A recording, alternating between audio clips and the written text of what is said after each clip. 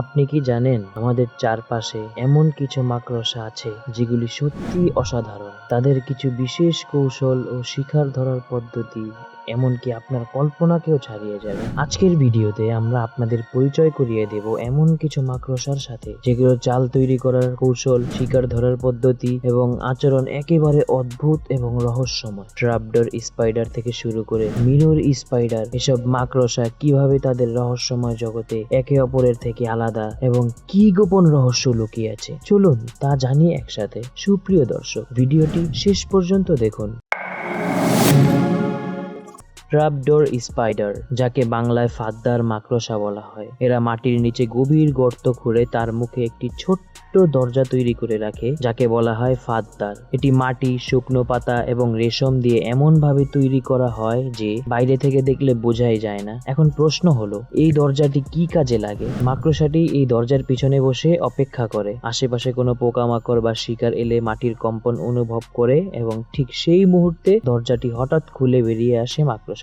দ্রুত শিকার ধরে আবার গর্তে ফিরে যায়। ভাবুন তো, শিকারটি বুঝতেই পারে না কি ঘটলো। আপনি কি জানেন ট্র্যাপডোর স্পাইডার সাধারণত বনে বা নরম মাটির এলাকায় থাকে, যেখানে তারা সহজে গর্ত খুঁড়তে পারে। এরা বেশ ধৈর্যশীল শিকারী এবং অল্পতেই সন্তুষ্ট থাকে। এর আশ্চর্যের বিষয় হলো, এই মাকড়সা প্রায় 20 বছর পর্যন্ত বাঁচে। কি মনে হচ্ছে সাধারণ মাকড়সার থেকে এটি অনেকটাই আলাদা, তাই না? আরেকটা তথ্য শুনেন, এদের বিষ মানুষের জন্য তেমন ক্ষতিকর নয়, কারণ এরা খুবই লাজুক। ট্র্যাপডোর স্পাইডার সাধারণত মানুষের কাছ থেকে দূরেই থাকতে চায়। তাহলে আপনি কি ভাবছেন, এমন মাকড়সার জীবনযাপন সত্যি বিস্ময়কর? পিএকক স্পাইডার বা ময়ূর মাকড়সা, এর সবচেয়ে মজার ব্যাপার হলো, পুরুষ ময়ূর মাকড়সা যখন সঙ্গী খোঁজে তখন সে একটা অদ্ভুত কাজ করে থাকে, নাচে। ঠিক আপনি যা শুনছেন তাই, নাচে। এর পিঠে একটা উজ্জ্বল রঙের পাখনা থাকে। সে পাখনাটি খুলে মেয়ে মাকড়সার কাছে যায় আর তারপর শুরু হয়ে যায় তার নাচ। এটা দেখতে বেশ অদ্ভুত লাগে, তাই না? কল্পনা করুন, একটা মাকড়সা রঙিন পাখনা খুলে নাচছে, কিন্তু তার উদ্দেশ্য একটাই, মেয়ে মাকড়সাটিকে আকৃষ্ট করা। সত্যি বলতে, মেয়েরা এই নাচ দেখে পুরুষটির শক্তি আর সৌন্দর্য বিচার করে। এরা আকারে খুব ছোট, মাত্র 5 থেকে 12 মিলিমিটার, কিন্তু এদের পাখনা এত সুন্দর যেন পুরো পৃথিবী একেবারে বদলে গেছে। অস্ট্রেলিয়ার বনাঞ্চলে এদের দেখা যায়। নিজের গর্তে বসে থাকে আর যখন শিকার আসে তখন তাড়াতাড়ি বেরিয়ে শিকার করে নেয়। তবে প্রশ্নটা তো রয়েই যায়, এই নাচ কি শুধু সঙ্গী পেতে, নাকি এর আরো কিছু উদ্দেশ্য থাকতে পারে? আপনি কি মনে করেন? কমেন্ট করে জানিয়ে দিন। গলিয়েথ বার্ড ইটার স্পাইডার, এটি পৃথিবীর সবচেয়ে বড় মাকড়সা।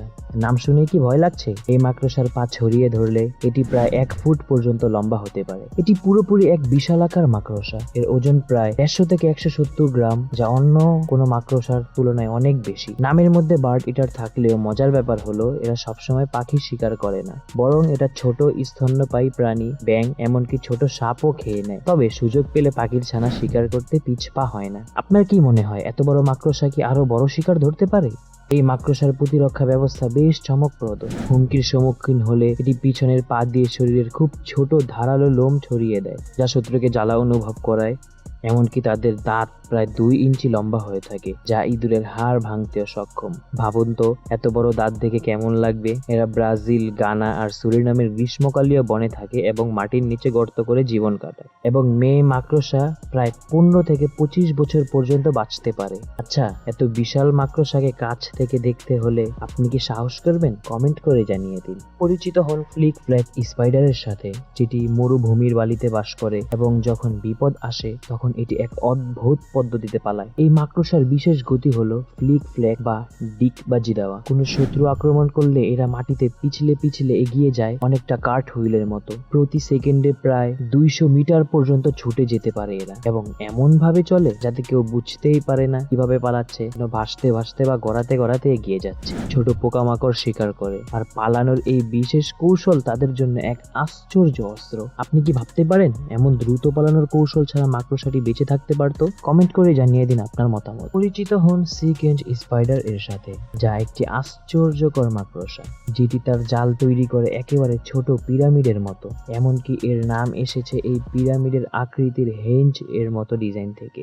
এই মাকড়সা খুবই বিচিত্র এবং বিশেষভাবে দক্ষ তার জাল তৈরি করতে। আপনি যখন পিরামিডের মতো জাল দেখতে পাবেন, তখন শুধুমাত্র দেখতে সুন্দর নয়, শিকার ধরতে ব্যবহৃত এক বিস্ময়কর কৌশল। এই জালটি শিকারী প্রাণীকে বিভ্রান্ত করে, ফলে পোকামাকড় সহজেই সেখানে আটকে পড়ে এবং এই মাকড়সাটি তা দ্রুত শিকার করে। এরা সাধারণত গাছের পাতার নিচে বা পাথরের পাশে লুকিয়ে থাকে, একান্ত ধৈর্য ও দক্ষতার সাথে, যা দেখে আপনি ভাবতে বাধ্য হবেন এটি কেবল একটা মাকড়সা নয়, প্রকৃতির এক সৃষ্টিশীল মাস্টারপিস। আপনি কি ভাবতে পারেন এমন একটা মাকড়সা আমাদের আশেপাশেই থাকতে পারে? কমেন্ট করে জানিয়ে দিন 3 ইঞ্চ স্পাইডার এর জালের রহস্য কেমন লাগলো আপনার। আমাদের ভিডিওগুলো যদি আপনার ভালো লেগে থাকে অবশ্যই আমাদের চ্যানেলটিকে সাবস্ক্রাইব করুন এবং আমাদের ভিডিওগুলো নিয়মিত দেখতে বেল আইকনটি ক্লিক করুন। ধন্যবাদ।